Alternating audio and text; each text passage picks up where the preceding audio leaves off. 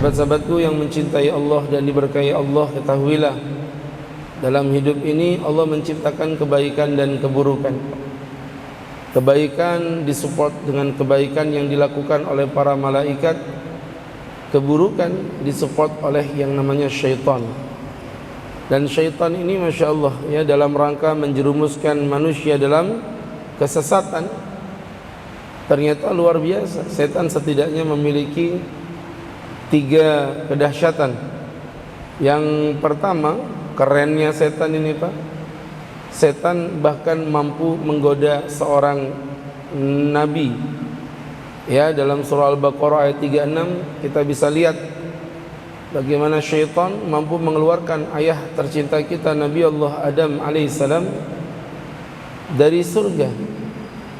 Bagaimana setan mampu menggoda Nabi Allah Adam untuk memakan buah khuldi, buah yang dilarang oleh Allah Subhanahu wa taala, sehingga Nabi Allah Adam harus menerima suatu konsekuensi, diturunkan ke muka bumi yang fana ini karena tergoda untuk mencicipi buah khuldi yang direkomendasikan oleh syaitan kepada Nabi Allah Adam alaihissalam.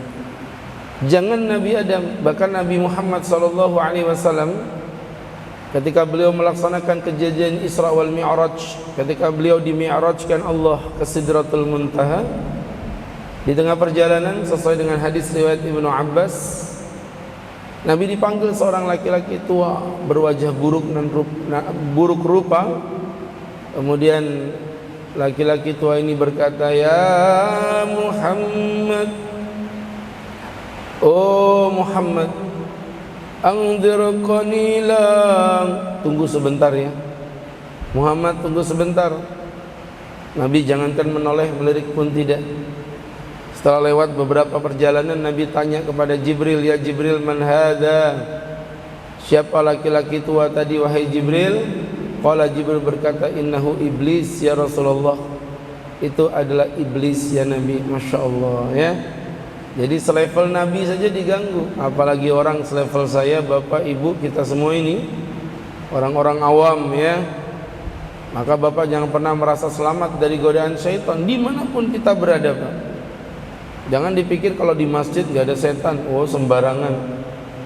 Di masjid ini kadang-kadang banyak setan juga. Bapak jangan oleh kanan kiri juga, nanti tersinggung temannya itu ya. Jadi Masya Allah, setan yang akan datang dari seluruh penjuru arah, menggoda manusia tanpa kenal lelah ya. Bukannya setan tempatnya di lokalisasi, tempatnya di diskotik. Di masjid mah nggak ada setan, kata siapa? Ya Pak, justru di masjid ini banyak setan, kadang godaannya luar biasa. Di lokalisasi itu nggak ada setan, karena nggak pakai diganggu sama setan, udah setan semuanya itu ya.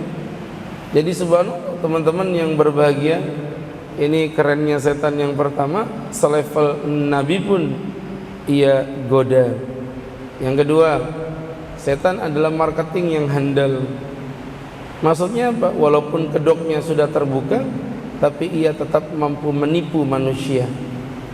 Ada travel nih Pak, dia bilang gini, "Ayo bapak-bapak, kami adalah travel yang amanah. Harga kami paling murah, dengan fasilitas hotel paling dekat dengan Makkah. Ayo gabung bersama kami." Orang ketipu, wajar. Dia nipu kok, ya kita ketipu wajar. Tapi kalau ada orang bilang gini, "Ayo Pak, saya adalah travel yang paling menyakitkan di muka bumi, harga kami paling mahal, hotelnya paling jauh, pokoknya hidup Bapak kami jamin di Mekah menderita." Sudah begitu terus ada orang ketipu, itu berarti saking hebatnya itu marketing itu. Ya, kok bisa ketipu? Nah, setan itu sudah mendeklarasikan dirinya sebagai musuh kita. Ya, banyak ayat-ayat yang menjelaskan inna syaitan kana lakum aduwwan mubin. Setan itu musuh yang nyata loh buat kalian. Jadi setan udah mendeklarasikan diri ya untuk menjerumuskan kita pada kesengsaraan. Setan mendeklarasikan diri untuk menistakan kita dalam kehinaan. Tapi hebatnya manusia masih gampang ditipu oleh syaitan. Ini kalau bukan karena karakter setan sebagai marketing yang handal, ya, dia akan memanipulasi segala cara untuk bisa menjerumuskan manusia atas dendam kepada ayah kita Nabi Allah Adam alaihissalam yang menjadi sebab keluarnya daripada syaitan dari surga Allah yang mulia. Itu yang kedua. Yang ketiga, setan ini ternyata karakternya pantang menyerah. Ya Pak, dalam surat Al-A'raf ayat 17 Allah berfirman, ثُمَّ لَآتِيَنَّهُمْ مِنْ بَيْنِ أَيْدِيهِمْ, kami akan mendatangi manusia ya Allah. Ya, setelah diusir sama Allah dari surga, setan nyumpahin gini, kami akan datangin manusia di antara sekelilingnya, ya, ثُمَّ لَآتِيَنَّهُمْ مِنْ بَيْنِ أَيْدِيهِمْ وَمِنْ خَلْفِهِمْ وَعَنْ أَيْمَانِهِمْ وَعَنْ شَمَائِلِهِمْ وَلَتَجِدُ أَكْثَرَهُمْ شَاكِرِينَ. Kami datangin manusia itu, ثُمَّ لَآتِيَنَّهُمْ مِنْ بَيْنِ أَيْدِيهِمْ وَمِنْ خَلْفِهِمْ وَعَنْ أَيْمَانِهِمْ وَعَنْ شَمَائِلِهِمْ, dari depan, belakang, kanan, kiri, kami akan hajar manusia. Digoda dari depan gak bisa, dari belakang gak bisa lagi, sikat kanan, geser lagi kiri.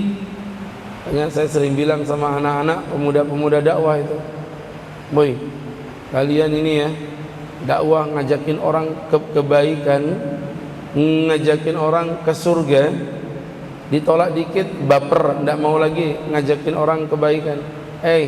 Saya kasih tahu, setan itu ngajakin orang ke neraka aja sabar. Setan tuh lo ngajakin orang ke kebaikan aja dicuekin, sabar. Dia hantam kanan kiri depan belakang. Lah kita ngajakin orang ke surga kok nggak sabar tuh gimana ya? Jadi subhanallah, ini karakteristik setan Pak, luar biasa. Maka tipu dayanya yang tidak bisa kita bayangkan ya. Makanya waktu Nabi menjelaskan bahwa syaitan itu istawa 'alal ma', punya kerajaan di atas air. Ya ba'athu saraya, setiap waktu raja setan menyebarkan pasukan-pasukan setan. Ya, fa'adnahum manzilatan a'dhamuhum fitnatan, kata Nabi, yang paling kecil derajatnya sudah menjadi fitnah terbesar di muka bumi. Artinya setan yang kerucu-kerucu saja itu bisa menghancurkan, memberikan fitnah di muka bumi. Jadi artinya mereka ini pasukan terlatih Pak. Istilah kata udah S3 jurusan penyesatan manusia lah, doktor ini ya. Tidak main-main ini. Maka apa yang dilakukan syaitan teman-teman, yang dilakukan yang pertama namanya metode tazyin. Apa tazyin itu? Kamuflase, menghiasi perkara buruk seolah-olah menjadi baik. Contoh, misalnya teman-teman yang dimuliakan Allah, terdengar adzan subuh, as-salatu khairum minan naum, as-salatu khairum minan naum. Setan bisa gini, nggak apa-apa, udah kamu kan ngantuk berat, istirahat aja dulu. Allah juga maha indah dan maha baik, kamu nggak usah bangun subuh, tidur aja dulu, kamu kan lelah. Allah itu tidak suka mendolimi hambanya Allah ya. Akhirnya ketiduran lagi.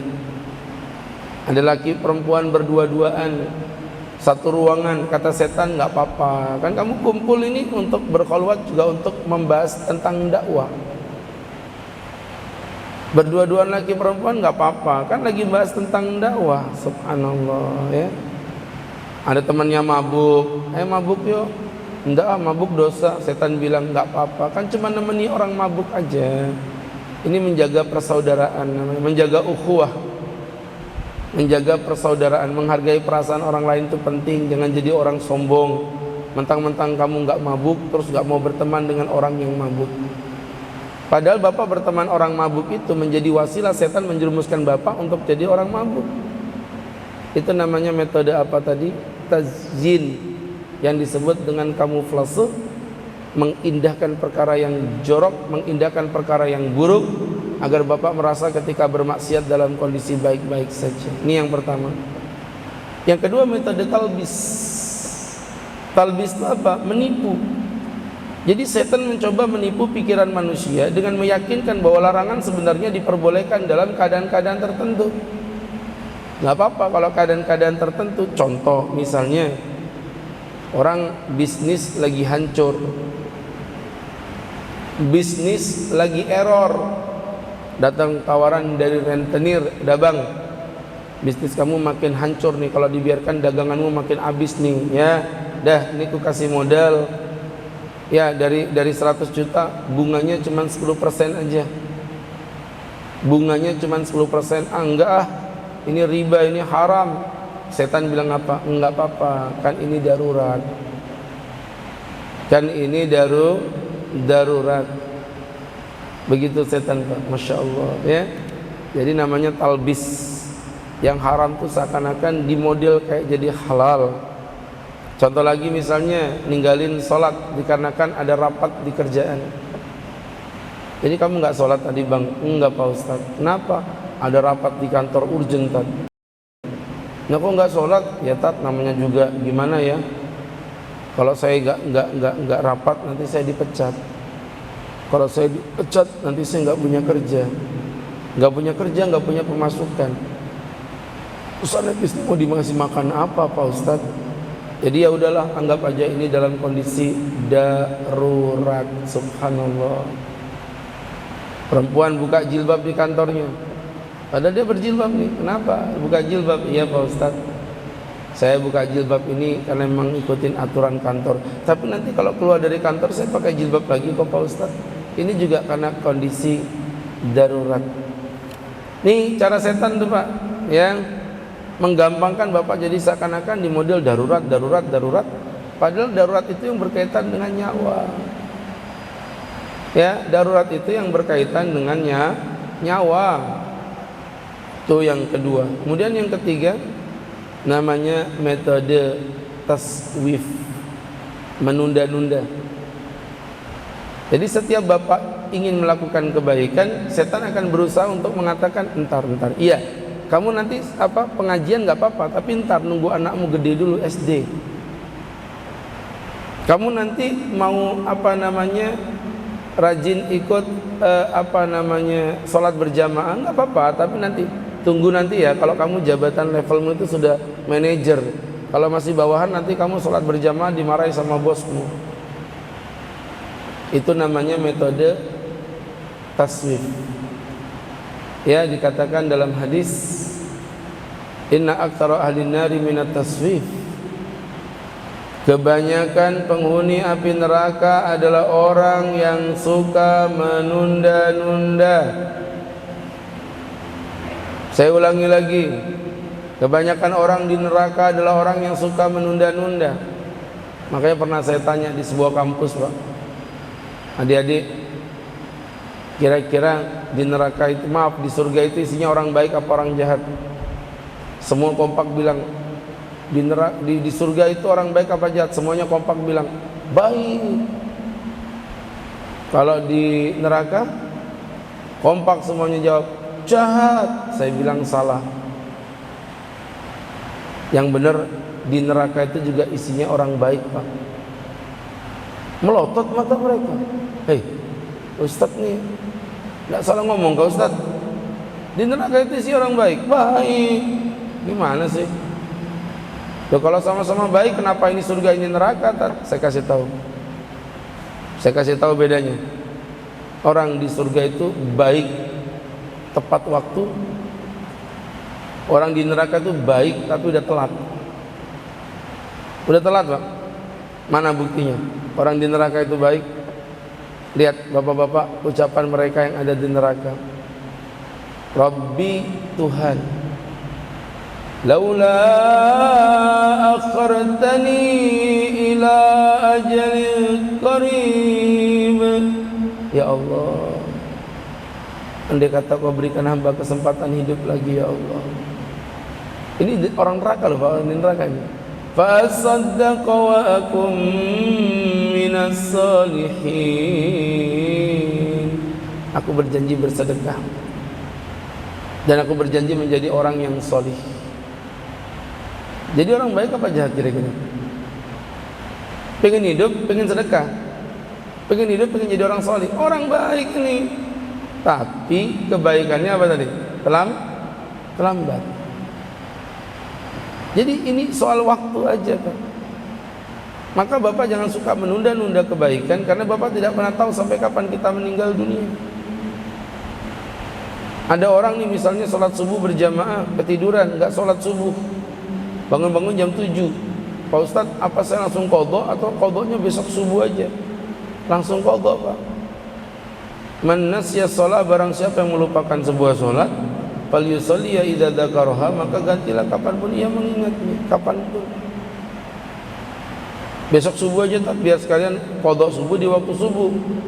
Masalahnya dari jam 7 pagi sampai besok subuh, siapa jamin kau masih hidup? Jangan menunda-nunda kebaikan. Ikan sepat, ikan gabus, makin cepat makin bagus, begitu.